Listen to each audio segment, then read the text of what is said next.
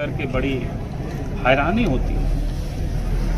हत्या हुई और उसके बाद पुलिस प्रशासन ने उनकी मां, उनके पिताजी से अभी तक कोई आकर के बयान तक नहीं ली है, तो ये तो और ही दुखद स्थिति है। या प्रशासन किस प्रकार से काम कर रही है इससे बिल्कुल साफ समझ में आता है। और जिस प्रकार से लोगों ने बताया कि जबकि इधर से मात्र उनके परिवार की ओर से जो उनके चाचा ने, रुपेश पांडे के चाचा ने, अनिल पांडे ने मात्र 28 लोगों का नामजद अभियुक्त बनाया। यानी इससे ही समझ में आता है कि लोगों ने कभी भी ऐसा नहीं किया कि बहुत अधिक लोगों का नाम यूं ही डाल दिया जाए, क्योंकि नहीं तो पास के लोग हैं, नाम तो ढेर लोग जानते होंगे, नहीं जानते होंगे ऐसा नहीं है। अर्थात जो लोग इन्वॉल्व होंगे उन्हीं लोगों का नाम जो जानकारी मिली होगी डाला गया। उन लोगों की गिरफ्तार करने के बजाय प्रशासन की ओर से उल्टे 88 या 87 लोगों के ऊपर उधर से केस करवाया गया।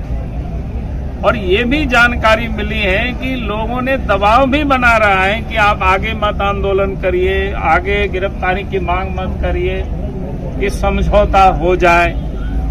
भाई जो अपराध करेंगे और अपराधियों के साथ समझौता करना यानी अपराध को और बढ़ावा देना है। और उसके बाद अगर प्रशासन 6 दिनों में भी गिरफ्तारी नहीं कर रही है तो स्वाभाविक है लोग आंदोलन करेंगे, सड़कों पर उतरेंगे, विरोध प्रकट करेंगे। तो उसके बाद फिर पता चला कल शायद क्या बोलते हैं सरकारी कामकाज बाधा को लेकर के 353 धारा लगा करके कई लोगों के ऊपर फिर केस किया। यानी ये बिल्कुल पुलिस प्रशासन अपराधियों को पकड़ने के बजाय आम लोगों को परेशान करने की एक मुहिम में लगी हुई है। अगर प्रशासन ये समझ रही है कि आंदोलन बरही और हजारीबाग तक ही नहीं रहेगा, अगर अपराधियों की उन 28 लोगों की गिरफ्तारी नहीं हुई तो फिर यह आंदोलन पूरे झारखंड प्रदेश में होगी। और जब तक स्वर्गीय रुपेश पांडे को न्याय नहीं मिल जाता है तब तक यह आंदोलन जारी रहेगी। किसके दबाव में पुलिस प्रशासन गिरफ्तार नहीं कर पा रही है? देखिए स्वाभाविक है, अगर पुलिस प्रशासन जिस प्रकार से अभी किसी ने कोई बताया कि शायद पुतला दहन ना हो, इस डर से भी, इस धमकी पुलिस को दे करके, जो पुलिस अभी किसी को बता रहे थे अभी तुरंत कि और लोगों के ऊपर केस कर दिया, तो इसका मतलब ये कि सरकार की ओर से ये प्रेशर है, दबाव है, कुछ लोगों को बचाने की ये कोशिश हो रही है। आपका अगला कदम क्या होगा सर? आपका अगला कदम क्या होगा? ट्विटर पर बताने कि अगर वो गिरफ्तारी नहीं करते हैं नामजद अभियुक्तों की तो ये आंदोलन होगी और आंदोलन सड़कों पर होगी। और उसके लिए हमने कहा कि बरही और हजारीबाग तक की नहीं, पूरे झारखंड प्रदेश में आंदोलन। विधानसभा का सत्र आ रहा है, विधानसभा में क्या कुछ आवाज गूंजेगा? निश्चित रूप से मॉब लिंचिंग। विधायक जी, विधानसभा में सत्र आ रहा है, विधानसभा में क्या ये मामला गूंजेगा? निश्चित रूप से विधानसभा में गूंजेगी और पार्लियामेंट में तो गूंज चुका है। सर सिंपल सवाल है सर,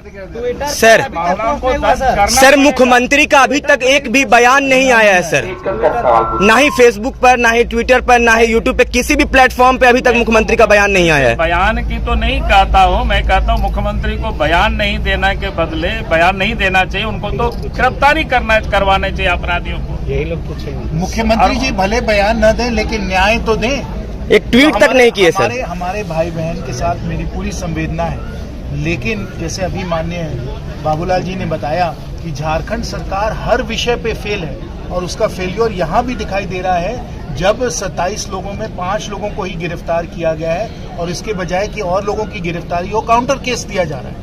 ये कहाँ का ये न्याय है? जब तक देखिए हम लोगों ने ये बात सदन में उठेगी कि नहीं? हजारीबाग लोकसभा से आप आते हैं, लेकिन 17 लोकसभा के एमपी वो तो 0R में उनको मौका मिल गया था, वो तो लॉटरी से होता है इसलिए उन्होंने कह दिया। लेकिन मैं आज आपके साथ जहाँ आज मैं आपके साथ बात पहुँचाएंगे, मैं आज आपके साथ हूँ। और जैसे अभी भाई मनीष जी ने कहा है, भाई मनोज जी ने कहा है कि बात यहाँ हजारीबाग और बरही में सीमित नहीं है, माननीय बाबूलाल जी ने कहा ये बात पूरे राज्य की है बात पूरे देश की है कि अन्याय हम लोग इस तरीके से बर्दाश्त करने को तैयार नहीं है। जो हत्या हुई है दर्दनाक है, दुखद है, इसको हम लोग कोई इसको बर्दाश्त नहीं कर सकते। आप लोगों के दबाव से कब तक गिरफ्तार हो जाएंगे, कम तक संभावना है? प्रशासन पे हम लोग पूरी तरीके से दबाव बनाएंगे। जो जो यहाँ दोषी हैं उन सब पे पूरी तरीके से कार्रवाई होगी। सरकार की उदासीन रवैया के पीछे क्या वजह हो सकती है? क्या वजह है? तो खास वर्गों को बचाने में लगी हुई है सरकार, उनके लिए राजनीति कर रहे हैं। पिछले दिनों पूरे झारखंड, ये पूरे देश को पता है किसके लिए राजनीति कर रही है। परिवार काफी गरीब है सर, इसके तरफ से पार्टी की तरफ से भी दिया जा रहा है सरकार को, और आगे और आप लोग तरफ से क्या दिया जाए उसको लोन पर कर्ज में डूबा हुआ है सर, बहुत कृषि परिवार से जुड़ा हुआ है सर। होगा, हम लोग बात करेंगे और इस परिवार के लिए जितना अधिक से अधिक होगा। मनीष सर, आप शुरुआती दिन से यहाँ पर हैं, इस घटना को किस तरीके से देख रहे हैं आप? देखिए, ये जो मामला है, ये इस राज्य में जो हो रहा है, तुष्टीकरण की जो राजनीति है उसको ये चरितार्थ कर रहा है। वर्ग विशेष को इतना हिम्मत हो जाता है कि वो पीट करके, मतलब आप समझिए कितना निशंस हत्या है ये, कि पीट करके किसी को मृत्यु के हवाले कर दिया जा रहा है। तो अपराधियों में, एक विशेष वर्ग में जो है डर की कमी हो गई है। सरकार को लॉ एंड ऑर्डर बहाल करना चाहिए और सभी नागरिकों को जो है समान जीने का अधिकार यहाँ पे प्रदान करना चाहिए। सर, अभी तक 5 ही लोगों की गिरफ्तारी हुई है सर, प्रशासन सुस्ती बरत रही है इस मामले में? नहीं, मैं तो कहूँगा कि प्रशासन सुस्ती ही नहीं बरत रही है, दबाव बना रही है ताकि जो गवाह हैं वो एकत्रित ना हो सके, कोई आदमी इस परिवार के समर्थन में नहीं आ सके। लेकिन अभी आपने माननीय बाबूलाल जी को सुना, हमारे सांसद महोदय को सुना, भारतीय जनता पार्टी इस आंदोलन को तब तक जारी रखेगी, जस्टिस फॉर रुपेश, तब तक मांग हम लोग जिंदा रखेंगे जब तक कि सभी अभियुक्तों की गिरफ्तारी नहीं हो जाती।